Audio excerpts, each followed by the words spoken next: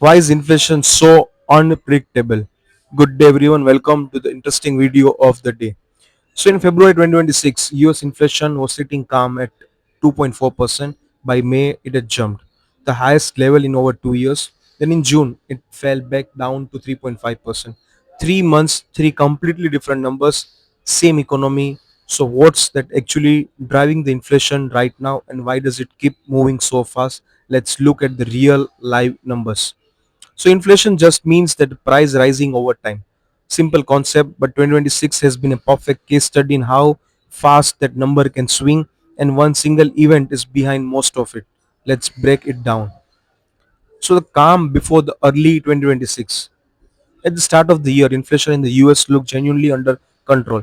In February, the inflation was held steady at 2.4%, its lowest since the May 2025.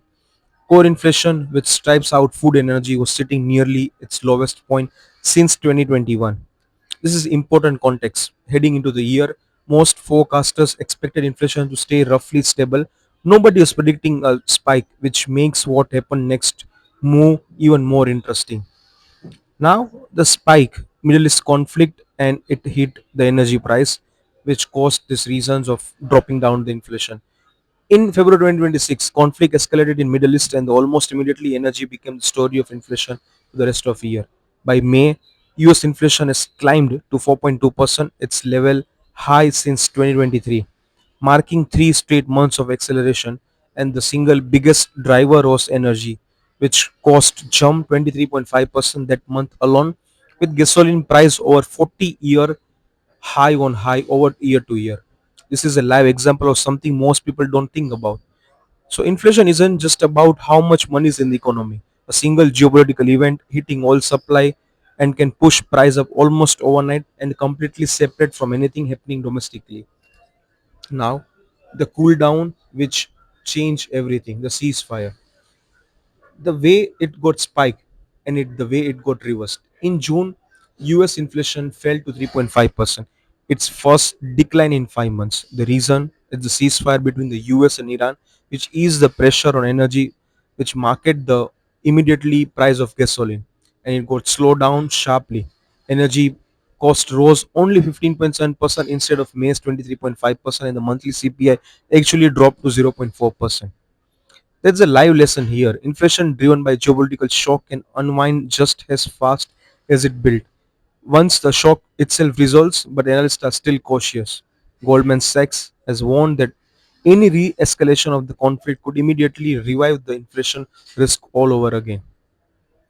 So, now let's check the rest of the world. Zoom out globally and the picture gets even more interesting. In 2025, global inflation averaged around 4.2% with widely different stories in different countries. Let's start with Venezuela as one of the country, which is on another planet entirely. Inflation here hit nearly 27% in 2025, driven by currency collapse and sanctions. And some forecast even suggests that it could climb dramatically higher this year. On the complete opposite end, China's inflation rate was sitting at roughly 0% in 2025, not because things are stable, but because of weak domestic demand and the pressure, which is arguably its own kind of economic problem. Meanwhile, the Eurozone has been running well below 2% inflation in many countries.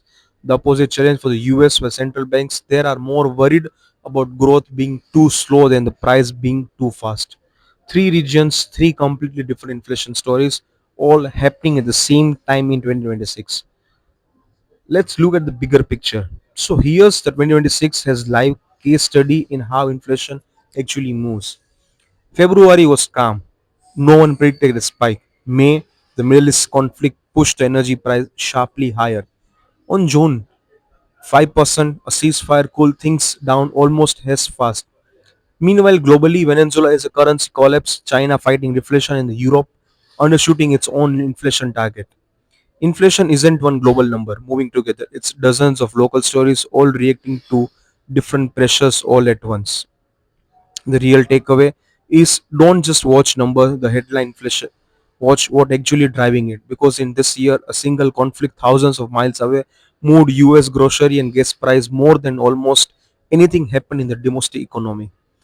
If this video helped and makes sense of how inflation keeps swinging, hit subscribe button. Next video will break down to many more topic like this. Make sure to like the video, share with your friends, family, colleagues too. Welcome to Money Brief. Let's grow together.